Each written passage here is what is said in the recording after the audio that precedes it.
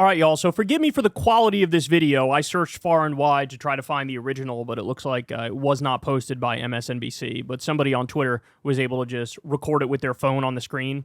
And the segment is important enough where I want you to see it. We're going to discuss in a second one of the most eye-opening things that has occurred within the past few months.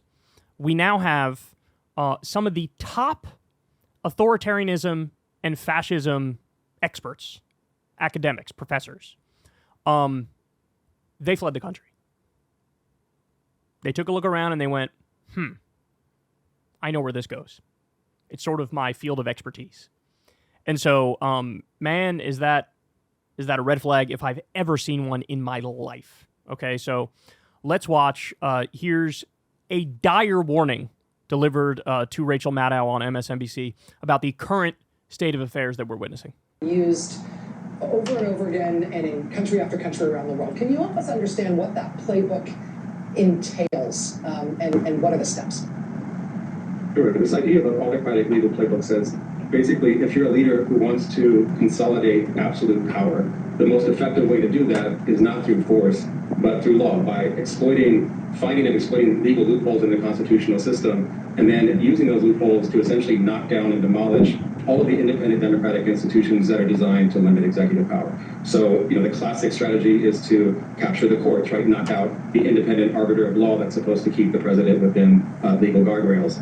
To do things like capture the public bureaucracy, right? Take over government legal offices that are designed to be independent from the president and to keep the president within constitutional guardrails. And now we're seeing the other big move that is under the autocratic legal playbook, which is to take down the legal profession altogether, right? To start at the top with these apex law firms and to disable them from representing individuals in court with interest against the government, and thereby really destroy the adversary system, because the adversary system is premised on everyone being able to select their own lawyer and have their day in court.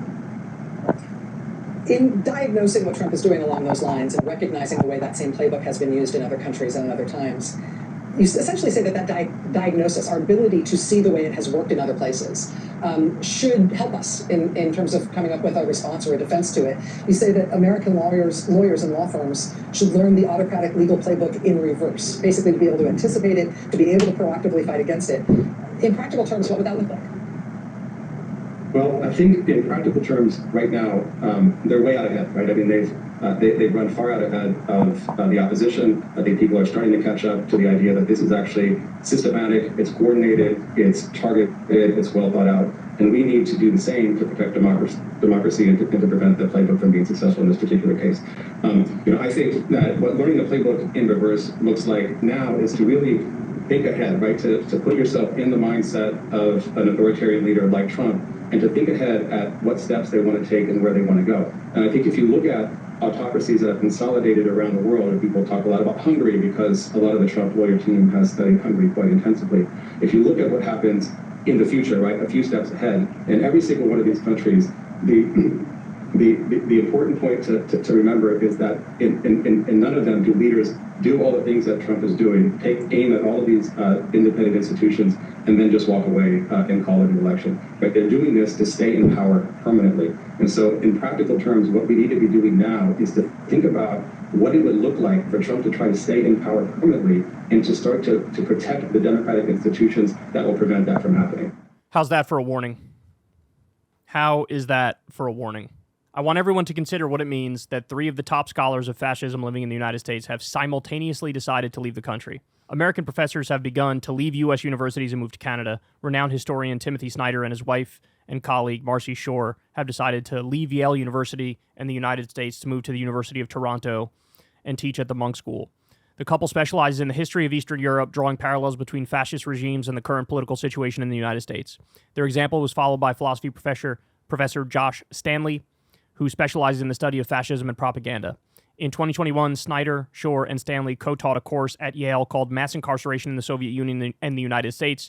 All 3 attributed their decision to leave Yale to the political climate in the States. So, Project 2025 calls for something called the unitary executive theory. And the idea behind that is we want to make the president more like an emperor, more like a dictator. So, for example, independent agencies in the government that are part of the executive branch, you need to strip them of their independence. and put lackeys and loyalists in those positions. Make sure that these people follow your ideology, follow your rules, follow your commands. So the DOJ is now just an arm of the Trump administration when in theory it's supposed to be independent, right? Now you have even career bureaucrats who just do the technical work. You dot the I's, you cross the T's, you make sure all the actual work of government gets taken care of. Even they are being replaced by total party hacks and insiders. Zero competence among any of these people. But the whole point is unending loyalty to Trump.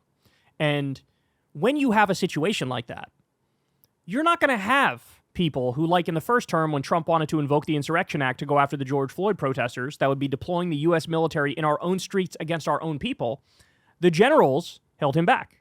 They were like, look, we don't do that here. We really don't use our military against our own people. Police can handle issues domestically, right, but we're not going to deploy our own military in our own streets. Now there's nobody around him to say, you're not doing the Insurrection Act. Now there's nobody around him to say, hey, running for a third term, that's unconstitutional. It's clearly unconstitutional. You can't really do it. Now he's surrounded by people who are willing to bend any rule, break any law, violate any norm in order to have him get his way, right? With the military, he did a purge of the military. Now it's only sycophants and loyalists at the military.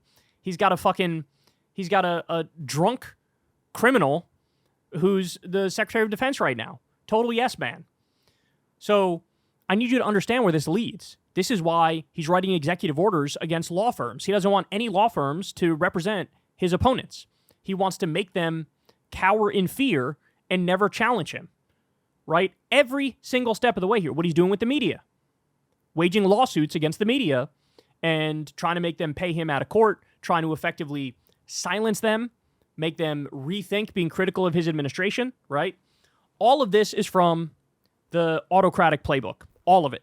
Every last bit of it. And even though these people are fucking idiots and morons, as we know for sure, they're also following a plan. This is all planned out. It's all detailed. And they're not skipping a beat. And now we're already at the phase where they're rounding up legal permanent residents based on their speech and deporting them or sending them to an El Salvador slave labor camp. I don't think you truly understand. We are already there. The fascism is already here. It's not theoretical. We're not on the slippery slope. We are down that bitch. And so when you see that the top experts in fascism in this country are like, peace, bitch, I'm out. What does that mean? What does that say? It says exactly what you think it does. So I know people have this default thing in their mind, like, it wouldn't happen here. It can't happen here. It's fucking happening here. It already happened. We're already there. And now the question is, how do you fight back against it? Because you have the Democratic Party, which is pathetically spineless and weak in the face of this fascism. I don't see them talking about Trump illegally wanting to steal Greenland or Panama or own Gaza, right? They're not going after him for his foreign policy. They haven't said much about Mahmoud Khalil and people being disappeared for their free speech, right?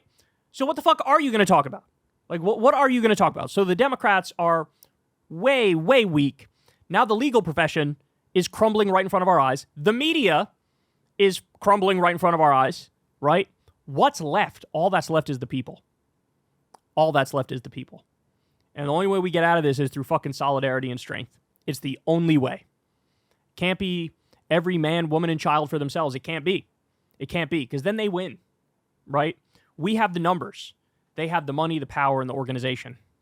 The numbers will beat that, but it has to be in solidarity. It has to be standing up together in solidarity. We have to draw these big, bright red lines and say, not on our fucking watch, bro. Not on our watch. And so, yeah, it's bad. It's bad. They should have sent a chill down your spine when you learn top fascism experts are fleeing this country. That says exactly what you think it says.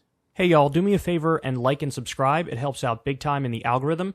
Click the bell as well for notifications when videos drop, and watch that video on screen right now.